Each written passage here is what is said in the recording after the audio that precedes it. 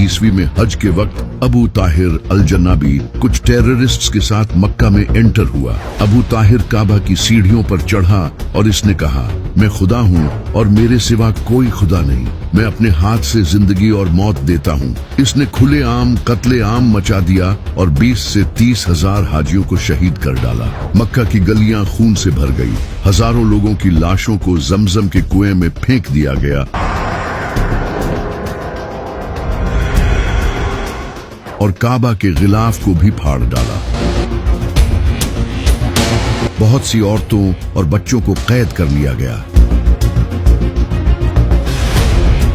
इसके बाद इन लोगों ने हजरे अस्वद को भी चुरा लिया और इसे अरब के ईस्टर्न इलाकों में ले गए।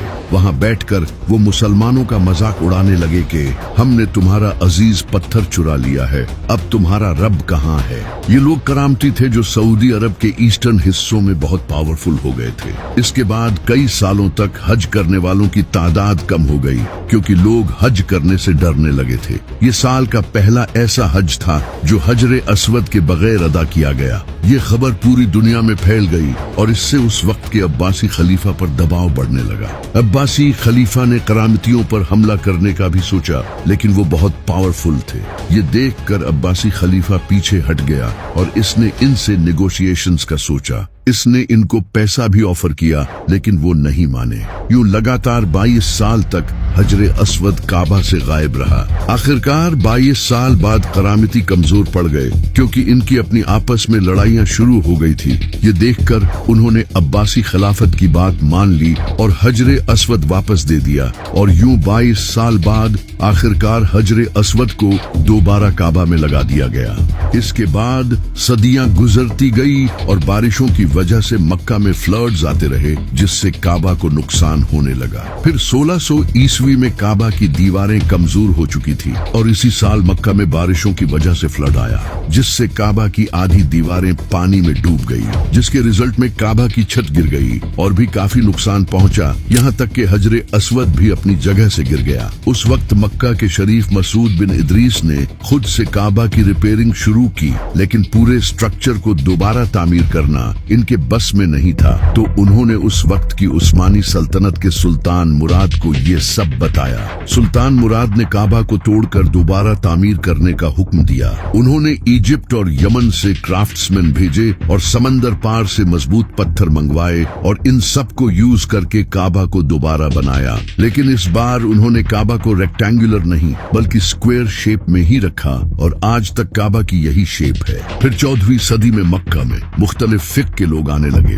जैसे कि हनफी, मालकी, शाफी और हम्बली। ये सब एक दूसरे से इख्तिलाफ करते थे और अगर कोई इमाम किसी दूसरी फिक्र का होता तो इसके पीछे नमाज भी नहीं पढ़ते थे। ये देखकर मक्का के कस्टोडियंस ने काबा में 4 मुसल्ले डाल दिए, हनफी, मालकी, शाफी और हम्बली, ताकि हर कोई अपने फिरके के इमाम के पीछे नमाज पढ़ सके। और ये सब 500 सालों तक यूं ही चलता रहा। उस वक्त एक ही नमाज 4 बार पढ़ी जाती थी और मदीना में भी बिल्कुल ऐसा ही होता था। फिर 1924 में बादशाह अब्दुल अजीज ने मक्का को फतह कर लिया और इन 4 मुसल्लों को हटाकर इनकी जगह सिर्फ एक ही मुसल्ला रख दिया ताकि सारे मुसलमान एक ही इमाम के पीछे नमाज पढ़े। इसके बाद काबा को दोबारा रिपेयर किया गया। काबा से चिराग हटाकर इलेक्ट्रिकल लाइटिंग्स लगाई गई और वक्त के साथ साथ काबा एडवांस होता गया और इसके आसपास की जगह को भी एक्सपैंड किया जाने लगा, जो कि आज आप देख सकते हैं। लेकिन फिर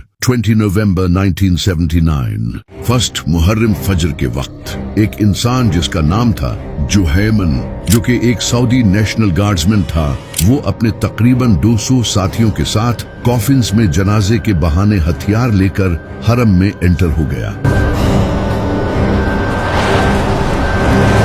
फजर की नमाज के बाद इन लोगों ने मस्जिद उल हराम के दरवाजे बंद कर दिए और सारे गार्ड्स और नमाजियों को हॉस्टेज बना लिया। इसके बाद जुहैमन ने लाउड स्पीकर्स पर ऐलान किया कि मेहदी आ चुके हैं, जो कि ये इंसान है जिसका नाम मोहम्मद बिन अब्दुल्लाह था, जो कि इसके साथ खड़ा था। और फिर इसने मुसलमानों से कहा कि इसकी बैत करो, यानी कि वो इसे इमाम मेहदी मानता था और ये सब वो इसीलिए कर रहा था। जब सऊदी सिक्योरिटी फोर्सेस को इसका पता चला तो उन्होंने हरम को चारों तरफ से घेर लिया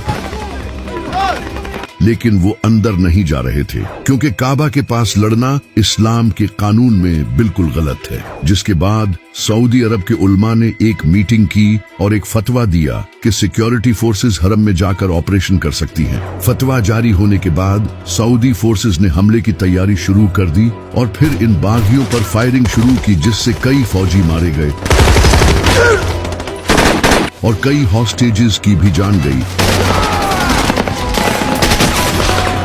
क्योंकि वो बागी भी पूरी तैयारी के साथ आए थे। इनके पास नाइट विजन्स इंस्ट्रूमेंट्स थे जिससे वो कम रोशनी में भी देख सकते थे, और उन्होंने अपने स्नाइपर्स भी लगा रखे थे जो कि मीनारों की पोजीशंस पर थे। सऊदी फोर्सेस ने पास की बिल्डिंग्स की छतों से एक के बाद एक करके इनके स्नाइपर्स को निशाना बनाना शुरू किया।